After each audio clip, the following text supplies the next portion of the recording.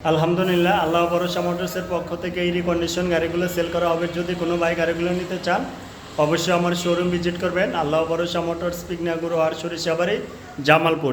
আলহামদুলিল্লাহ, আল্লাহ ভরসা মোটরসের পক্ষ থেকে এএস গাড়িটা সেল করা হবে, পালসার এএস। যদি কেউ নিতে চান অবশ্যই আমার শোরুম ভিজিট করবেন।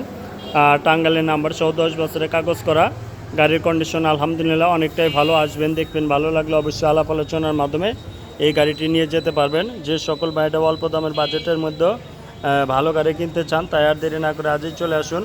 আল্লাহ ভরসা মোটরস, পিকনাগুরু আর সরিষাবাড়ি, জামালপুর।